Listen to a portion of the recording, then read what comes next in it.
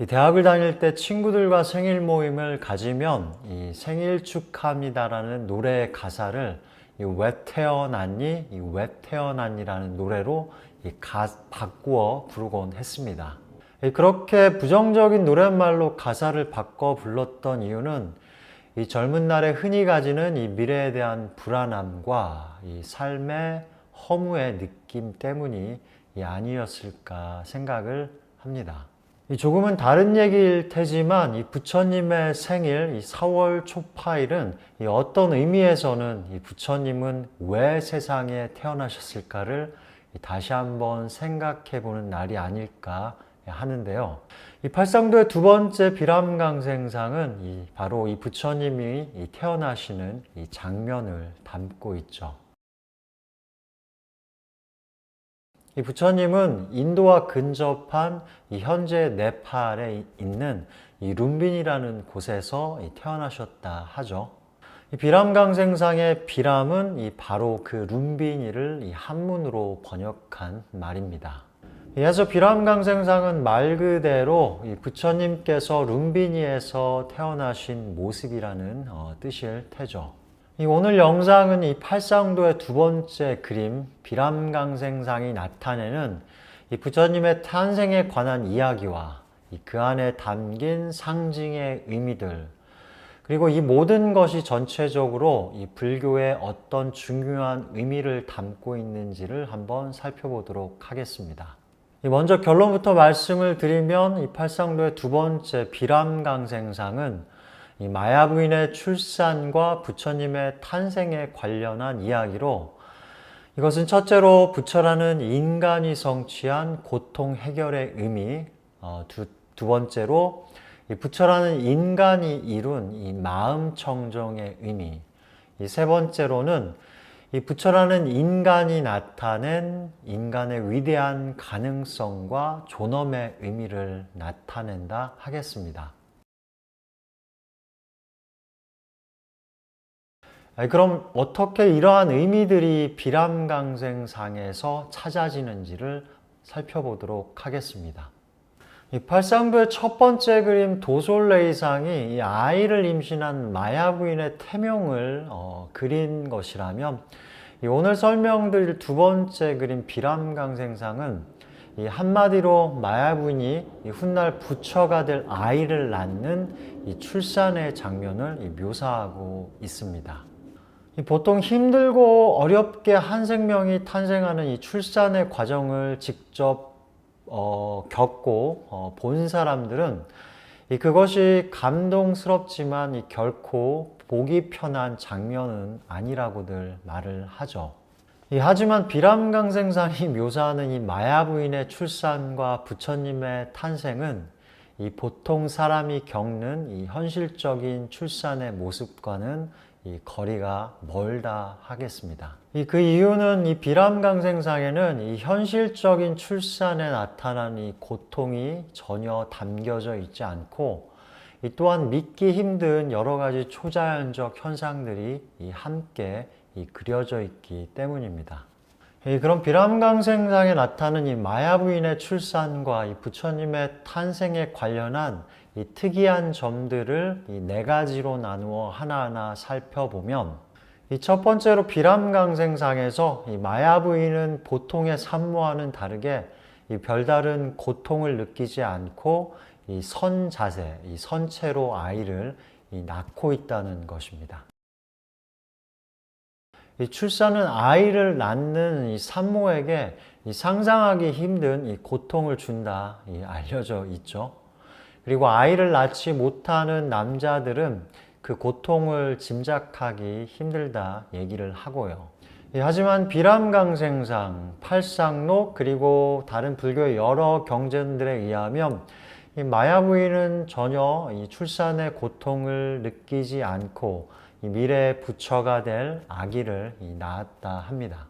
또한 특이하게도 마야 부인은 보통 누워서 출산을 하는 것과 다르게 이 선 자세로 이 여성의 생식기가 아닌 이 옆구리를 통해서 이 부처님을 아기 부처를 낳았다 하고요.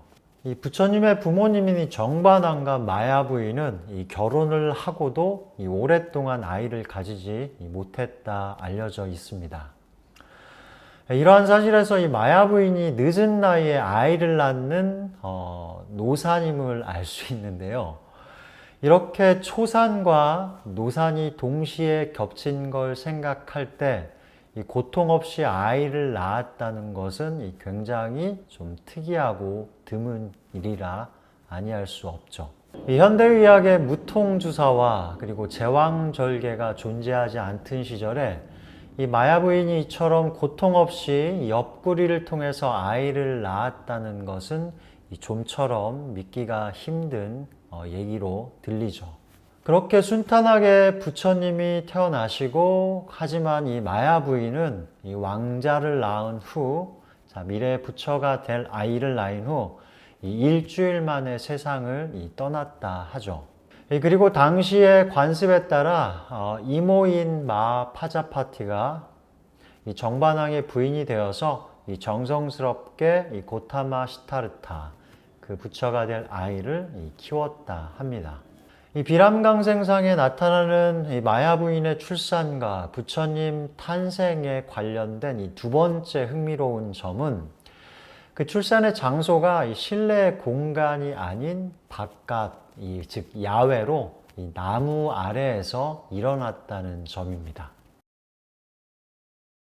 이 부처님 당시 인도에서는 여자들은 보통 출산의 시기가 다가오면 이 친정으로 돌아가 이 아이를 낳았다 하는데요. 이 당시의 전통에 따라 이 부처님의 어머니인 마야 부인도 이 산딸이 아기가 나올 때가 되어서 이 친정으로 길을 나섰는데, 그렇게 친정으로 가던 여행 중에 이 급히 산길을 느끼고 이 아이를 낳게 됐다 하죠. 아까 말씀드린 것처럼 이 마야 부인은 선 자세로 아이를 낳는데 그 장소가 바로 살나무 아래이고, 그 살나무에 길게 늘어진 하나의 나뭇가지를 잡고 아이를 낳게 되죠. 참고로 말씀드리면 이 살나무는 이 과거 부처님 중에 한 분이신 이 비바사불이 그 아래에서 깨달음을 이룬 나무라고 경전에 나오고요.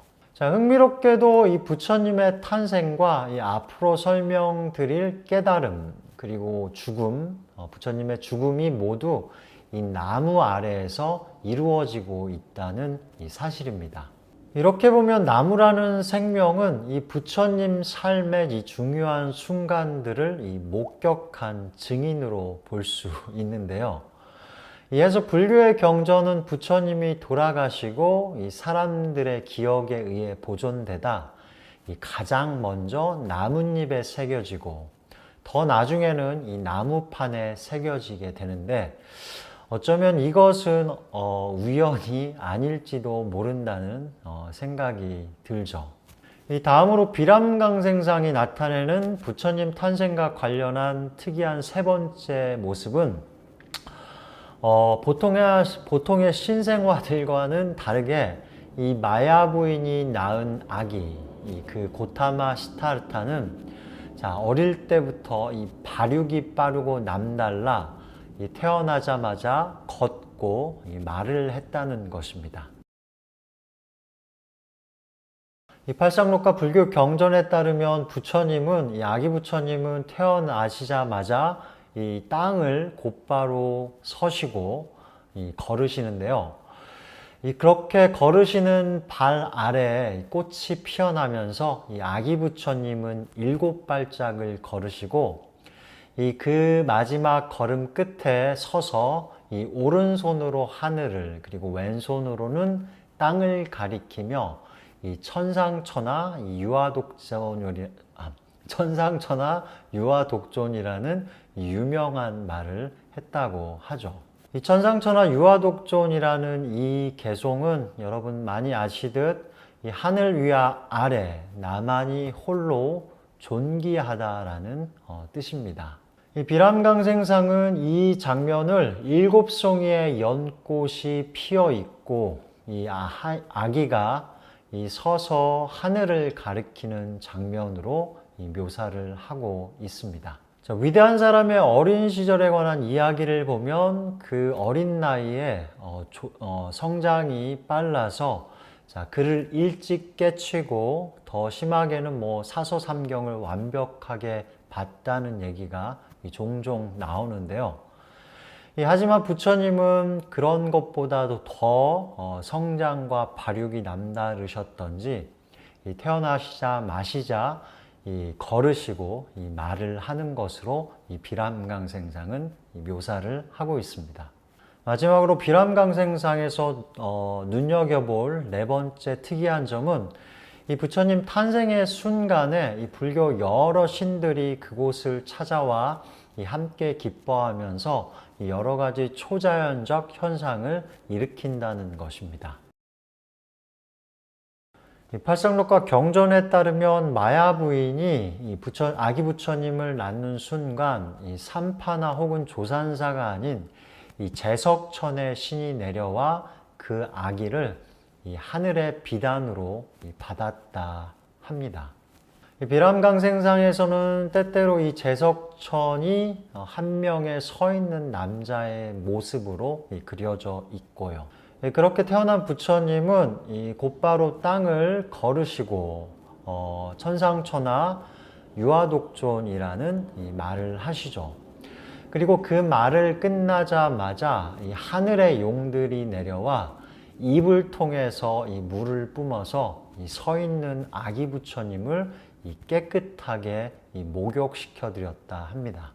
비람강생상에서는 보통 9마리의 용들이 한껏 동시에 입에서 물을 뿜어서 부처님을 목욕시키는 것으로 묘사를 하고 있습니다. 자, 이것은 요즘 부처님 오신 날 스님과 신도들이 함께하는 관불, 즉 아기 부처님의 목욕 의식으로 오늘날까지 이어지고 있죠. 그렇게 목욕을 마치신 아기 부처님은 신들이 준비한 옷을 입고 이 모든 탄생의 순간 여러 하늘의 신들이 그 자리에 함께 찾아와 이 아름답고 여러 가지 신비로운 일들을 이 룸비니 동산에 나타냈다 합니다. 지금까지 이렇게 비람강생상에 나타나는 이 마야 부인의 출산과 이 부처님의 탄생에 관련한 여러 특이점을 이 네 가지로 나누어 살펴보았습니다. 그렇다면 이렇게 여러 믿기 힘든 이야기를 어떻게 받아들여야 하는지 하는 이 고민이 남게 되는데요. 한 위대한 성인의 탄생을 둘러싼 여러 믿기 힘든 이야기들은 단순히 불교에만 해당되는 얘기는 아닐 테죠. 다른 여러 종교에서도 그렇게 성인의 탄생과 관련한 여러 신비한 이야기를 그 종교의 성정과 여러 책들을 통해서 전하고 있죠. 이 과학과 이성이 세상을 지배하는 지금 시대에 이 종교적 성인의 삶을 둘러싼 이 초자연적 이야기를 어떻게 받아들여야 하는가는 이 종교를 믿는 사람에게 항상 풀어야 할 과제로 다가오죠. 보통 이에 대한 해결 방법으로는 첫째, 그 종교에서 얘기하는 모든 초자연적 현상을 있는 그대로 믿는 것이 있을 테고, 두 번째는 그 초자연적 이야기를 이 사실이 아니라 이 중요한 종교적 가르침을 의미하는 하나의 이 상징으로 받아들이는 것이 있을 테고요. 그리고 세 번째는 이 둘을 합하여 적절히 취사 선택하는 방법이 있지 않나 생각을 합니다. 자, 이 세 가지 방법 중 이 두 번째 방법을 통해서 이 비람강생상 안에 숨겨진 이 중요한 불교적, 교리적 의미를 한번 찾아본다면 이 비람강생상은 시작에서 말씀드렸듯 첫째로 부처라는 인간이 성취한 고통 해결의 의미, 그리고 두 번째는 이 부처라는 인간이 이룬 이 마음 청정의 의미, 이 세 번째는 부처라는 인간이 나타낸 인간의 위대한 가능성과 이 존엄의 의미를 나타낸다 하겠습니다. 첫 번째 부처라는 인간이 성취한 고통 해결의 의미는 이 마야 부인의 이 고통 없는 이 출산의 모습에서 찾을 수 있지 않을까 합니다. 부처님께서는 이 노력과 수행을 통해서 먼저 스스로의 고통의 문제를 해결하셨죠. 그 모든 존재들이 가진 이 고통의 문제 해결을 도와주고자 노력을 하시고요. 부처님께서 그렇게 고통을 해결하실 수 있었던 이유는 이 수행을 통한 이 마음의 번뇌의 극복, 즉 마음의 청정과 이를 통한 이 깨달음으로 가능했었고요. 이 비람강생상이 나타내는 이 중요한 두 번째 의미, 이 부처라는 인간이 이룬 이 마음 청정의 의미는 이 첫 번째로 이 제석천이 부처님이 태어나시자마자 이 하늘천으로 부처님을 이 받는 모습에서 먼저 찾을 수 있을 것 같고, 그 다음으로는 용들이 내려와 이 입으로 물을 뿜어 이 부처님을 목욕시키는 것에서 어떠한 부처님의 이 마음 청정의 의미를 이 상징적으로 찾을 수 있지 않을까 생각을 합니다. 이 불교에서는 이 마음 청정이 곧 깨달음을 의미하고요. 이 마지막이자 세 번째 비람강생상이 나타내는 중요한 의미, 즉 부처라는 인간이 나타낸 인간의 존엄성과 위대한 가능성의 의미는 이 아기부처가 첫마디로 뱉은 이 천상천하 유아독존이라는 말에서 찾을 수 있지 않을까 생각을 합니다. 그리고 또한 이 보통 사람보다 높다 생각하는 이 하늘의 신들이 내려와 그 탄생의 장면을 함께 기뻐하고 축복하고 그 아기 부처를 공경하는 모습에서 인간이 가진 이 위대한 가능성과 그 존엄의 의미를 찾을 수 있지 않을까 하고요. 이 천상천하 유아독존이 훗날 부처가 될 인간의 존귀함을 1차적으로 표현한다면, 이 불교에서는 사람은 누구나 부처가 될 가능성을 가지고 있으므로 이것은 곧 이 모든 인간의 위대한 가능성과 이 존엄성을 함께 의미한다 할 수 있을 것이고요.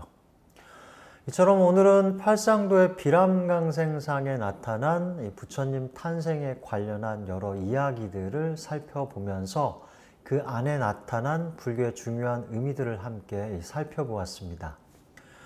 제가 준비한 내용은 여기까지고, 오늘 이 영상을 보신 모든 분들이 항상 고통 없이 편안하고 행복하시기를 바라겠습니다.